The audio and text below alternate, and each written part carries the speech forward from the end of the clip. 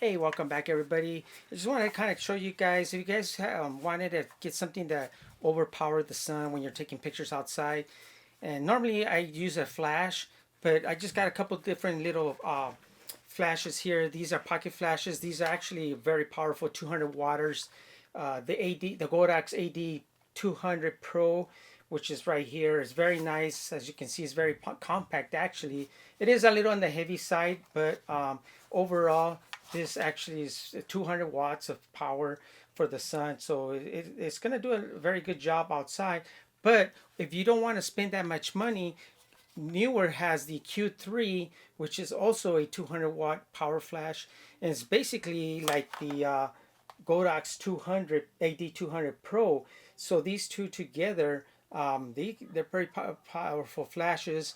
As you can see here, we'll go a little bit more in detail in the quality build and stuff, but just right here quickly, you guys can see they're basically the same thing. They both power up very nicely. I did some tests and just to see if one of them, maybe this has less power than the Godox, but it seems like they're pretty close, and actually the Neewer actually does a really good job. And if you guys are just looking to have something to just kind of overpower the sun instead of your flash, if you don't have one, it's a bright sunlight. Normally you don't want to be taking pictures there, but if you need to, these two will be does a great job. But if you want to save some money, the Neewer Q300, I was able to pick up this one for only 180 bucks on Amazon.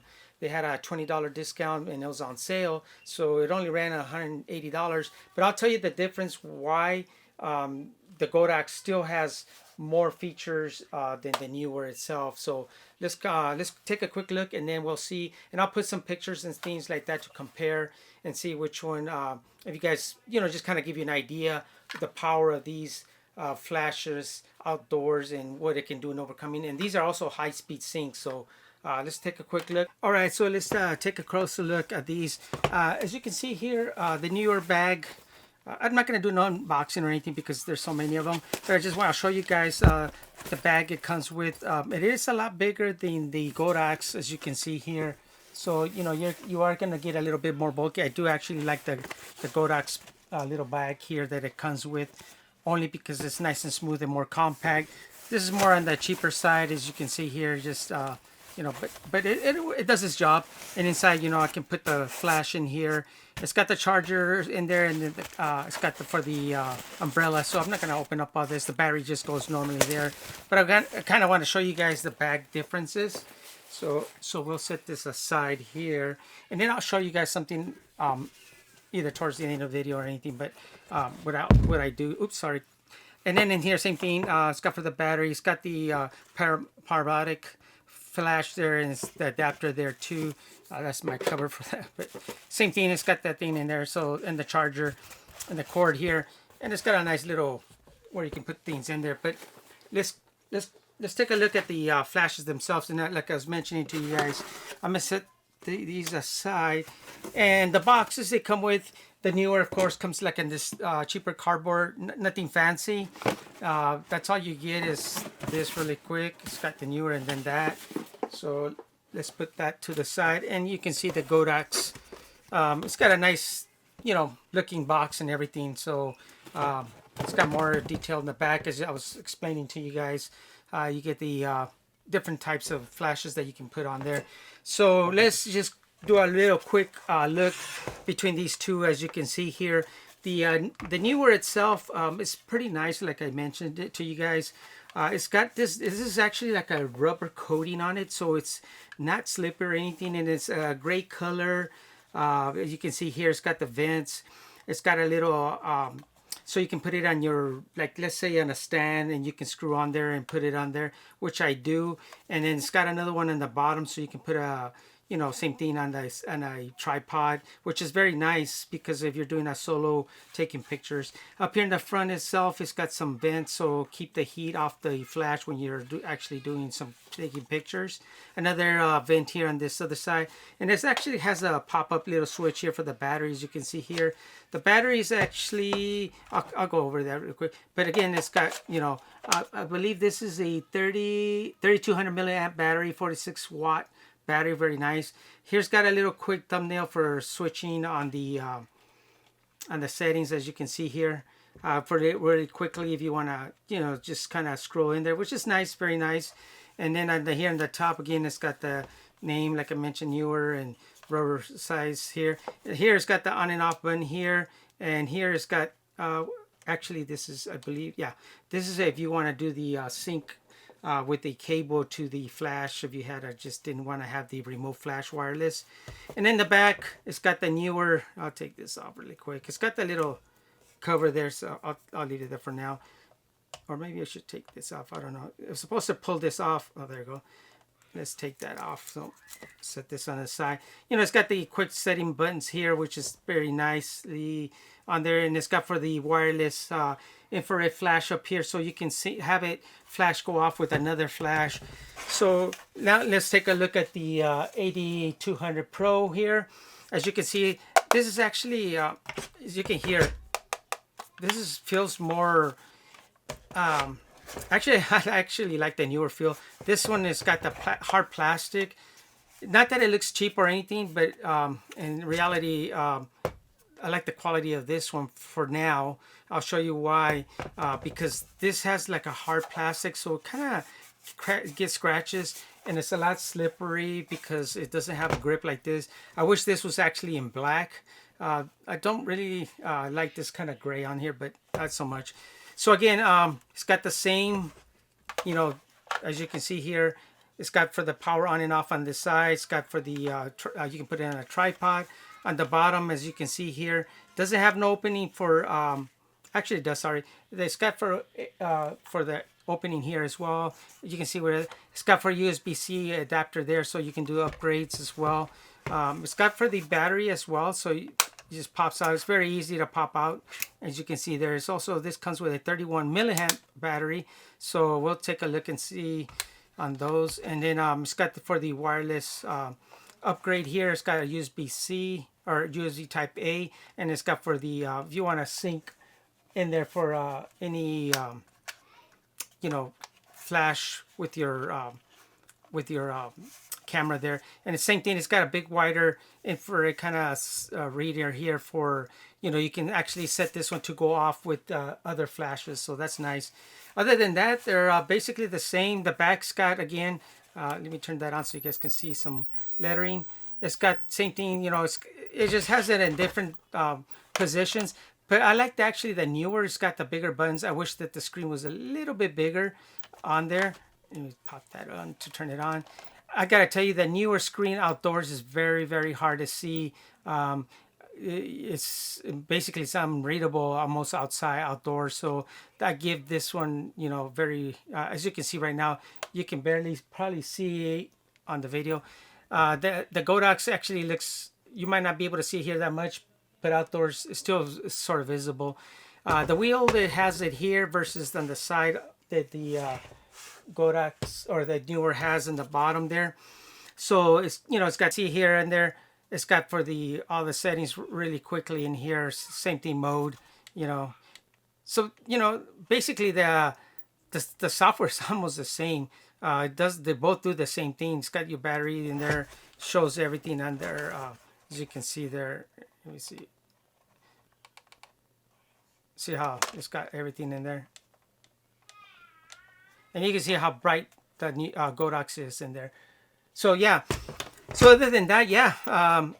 Oops. Let's turn this off. So the quality, again, like I was telling you guys, they're both the same. I like it. I'm actually liking the newer because I'll tell you guys one reason. If you guys don't plan on using the parabolic flash, or you don't plan on changing the head for different ones, because newer has different ones. Let me see which way I gotta take it off.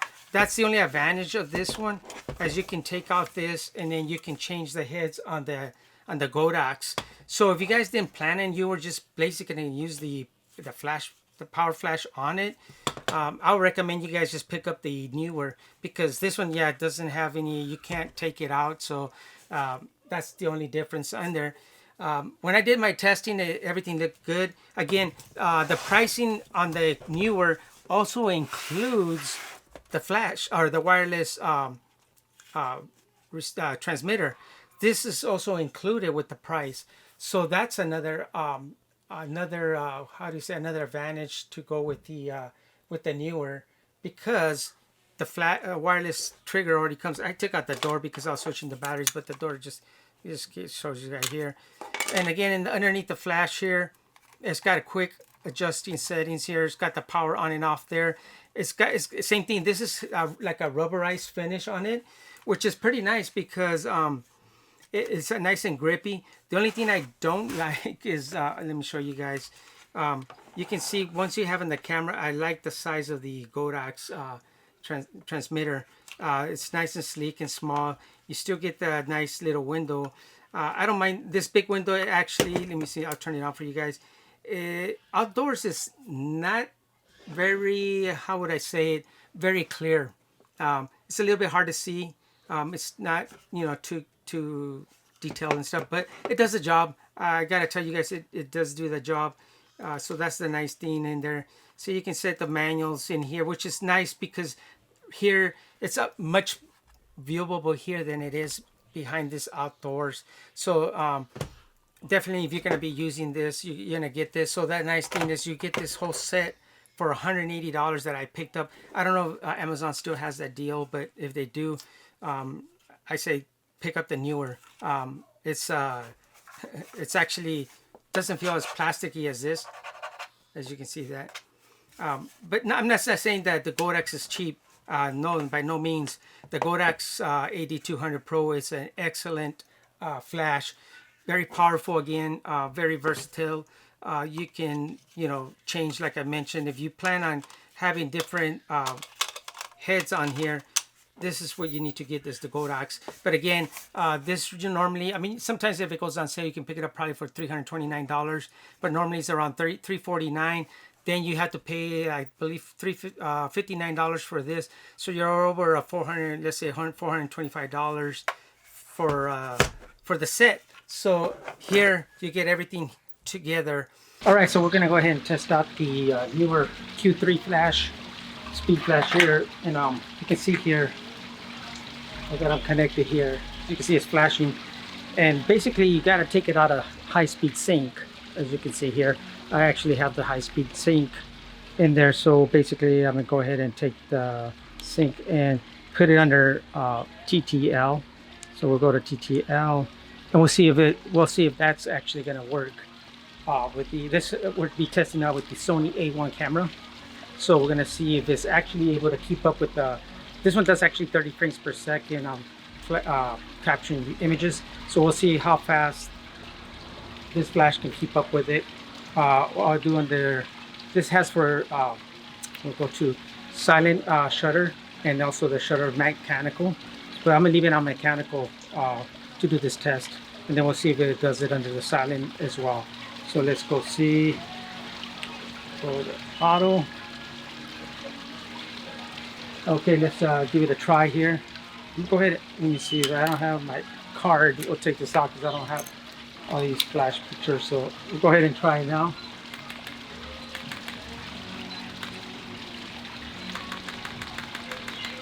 It's able to keep up right there. It's got to skip.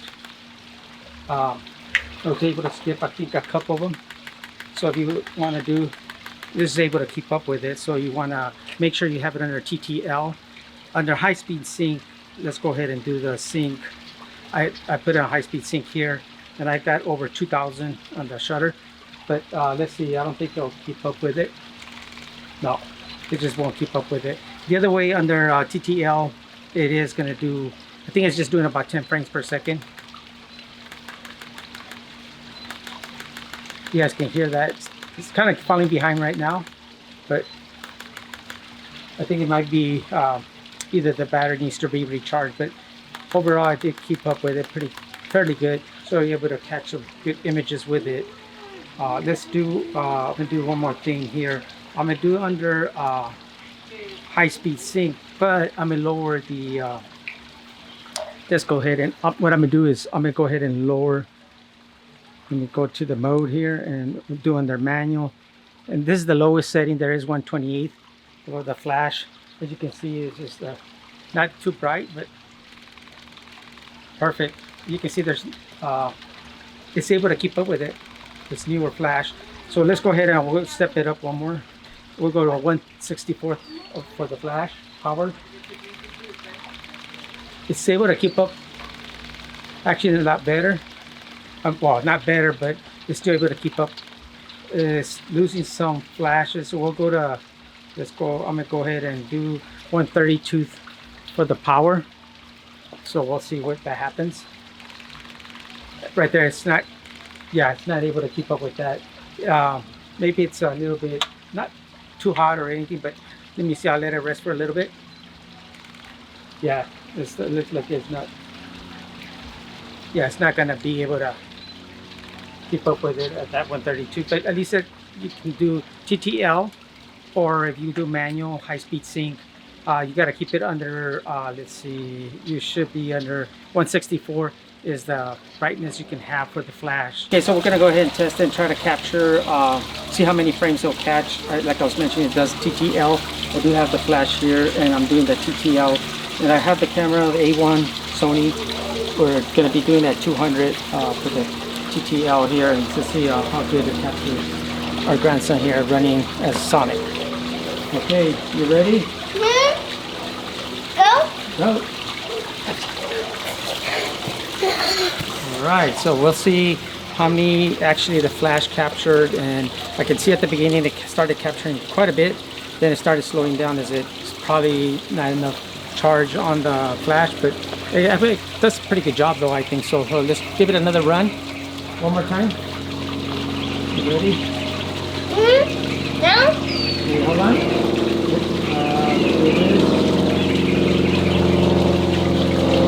Do this in slow motion, guys, slow motion. Okay, go ahead. Go. No, go fast. That one actually captured, I think, a lot more on this second round. So that's pretty good. So yeah, so you're gonna probably have some hit and miss, but at least it's able to capture with the flash very good. One more time.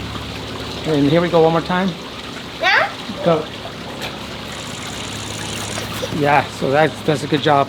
So if you guys wanted to see what it does, I'll put these pictures on it so you guys can compare the pictures. Okay, so as you can see, the flash works very nice. It keeps up with it. These are some of the pictures I took, but as you can see here, it actually captured excellent pictures. As you can see, filled in the light. As you can see, it comes out nice and clear. It's able to, do the flash. This one actually, there was several, remember we did several settings on here. So this was actually at 2.8. I had the ISO at 160, at 200, of course. See here as well. But it actually did a great job of capturing the photos here. As you can see here, my grandson come out really, very clear. And again, the flash is fast enough. You can see all these pictures that it filled in really nice. These I have actually edited. As this is before, this is the actual without the editing. Here's just with the editing under Lightroom. So again, yeah, very, very good pictures that came out too. So yeah, I'm very happy with the way the flash is, the newer Q3 flash is actually working. I gotta tell you guys that if I had to be out in very bright days, I wouldn't mind bringing along the newer because it's actually, for the price, again, it actually works out really good. As you can see, all these pictures, they all capture really nice, filled in the light. That's before, and that's after. Just added a little color to it. But actually, I would have kind of done is I could have just used the white balance, and pretty much it should have captured all the right colors right there is without the color, and that's edited right there. But again, I'm really happy. It did a great job on it. And then I was gonna show you guys also, I just kind of did a testing here as well. The brightness of the with the newer here. As you can see here, I had set it up on the side here, and I'll use our chicken here as to test it. And you can see here, this is at the full power of the flash under sunny conditions outside. It was a nice and sunny day. It was about 1 p.m. in the afternoon. So as you can see, it's able to capture all the color. Again, this is the actual before editing, and I just added a little bit more color to it, and you get some nice rich colors off of it. Again, that's edited. And again, this is one step down. This is actually, let me go ahead and hit the info here. This one I actually did at 8,000 of a second at ISO 100. I'll keep that open in the side so you guys can see that. Again, this is also reducing the power on the flash as well. This is at half power. But still does a very nice job because, as you can see, I may go ahead and bring up the exposure, and you can still capture, as you can see here, it actually still fills in, gives you a nice photo, and it's not dark at all. Even at half power, this flash still works. Again, this looks a little on the dark side, but you know, once I added a little bit more exposure, it actually, you can see it fills in very nice. The background has got the nice tones to it. Here it is again at full power here. Does a great job. Again, I'm doing half, like the 1/32 of a power. So yeah, it's the newer for the price. Again, it works great actually. This is another, I use my flash here as well. Again, that's before and after it's edited. My grandson got in the picture. I was just kind of taking some pictures of my shoes here. And again, you can actually add some more brightness to it, but as I can see here, I'm good right there. That's perfect. Actually on this setting, as you can see, it had a 1,000 of a second over 6.3 ISO 100, and I also had the flash at half power here, so it did a great job of doing the flash and filling in. And this actually was a pretty bright day as well. So yeah, if you guys you know, interested, you know, I would recommend getting the newer. So for the price, it's actually good. If you guys can pick it up again on sale, that's even a better deal. Again, picked up this for under a couple $100. It was 180 something on sale. So you know, it's something you guys might want to think about. You guys don't need to use a parabolic flash on it or do any interchangeable heads. This is a good deal for you guys to get.